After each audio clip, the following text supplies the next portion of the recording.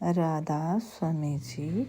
अब गुरु साहेब उत्तर देते हैं कि चंदन की लकड़ी को हासिल करने का एक ही तरीका है कि हम तलवार हाथ में लेकर उस सांप के काट टुकड़े टुकड़े कर दें, सांप के रुकावट को रास्ते से दूर कर दें।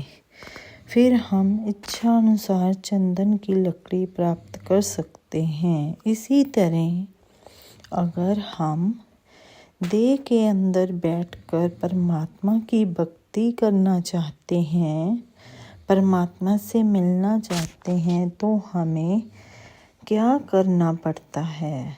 गुरु साहेब जी बताते हैं कि गुरुमुखों के पास जाना पड़ता है, साधुओं संतों महात्माओं की संगति और सोबत करनी पड़ती है। वे हमारे हाथ में कौन सी तलवार देते हैं?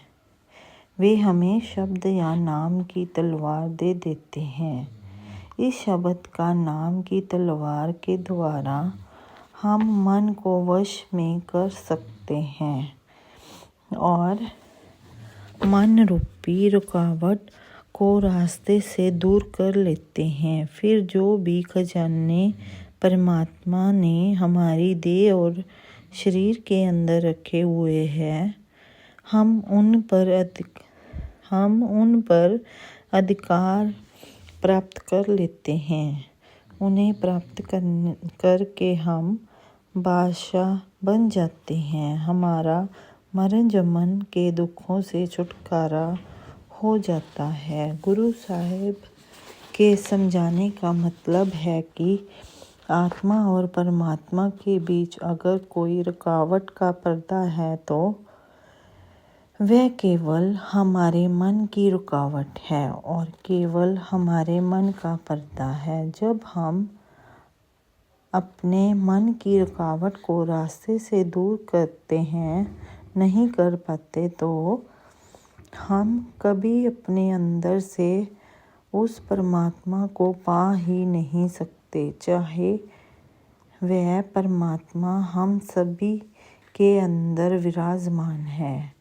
सारी दुनिया के जीव अपनी अपनी अकल के अनुसार हजारों की ही तरीकों और युक्तियों के मन को वश में करने की कोशिश करते हैं।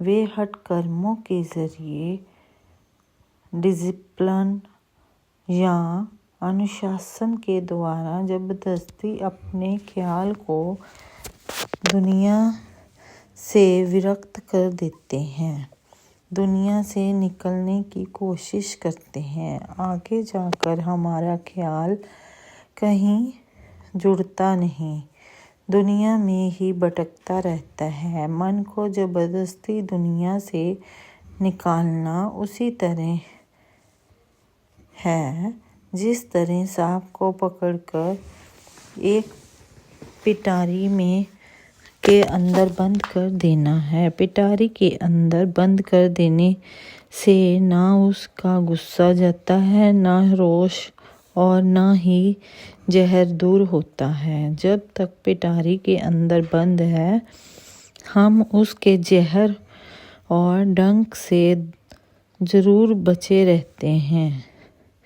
जब भी उसको पिटारी से बाहर निकलने का मौका मिलता है, वह डंक जरूर मारता है, कभी उनकी आदत से बाज नहीं आ सकता। इसलिए महात्मा समझाते हैं कि हम जबरदस्ती हठ कर्मों के द्वारा मन को कभी दुनिया की ओर से नहीं हटा सकते।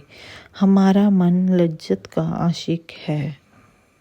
जब तक उसको दुनिया के मोह और प्यार से ऊंची और पर्वत लज्जत नहीं मिलेगी, वह उस दुनिया को मोह और दुनिया का प्यार छोड़ने को भी तैयार नहीं होगा। वह किस चीज़ की लज्जत है?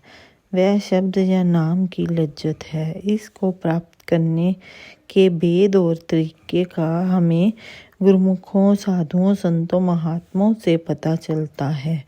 और गुरु साहेब हमें उपदेश देते हैं कि जिस तरह तलवार के द्वारा सांप मारा जाता है, उसी तरह तुम भी शब्द की तलवार के द्वारा अपने मन को काबू कर सकते हैं, लेकिन वह तलवार हमें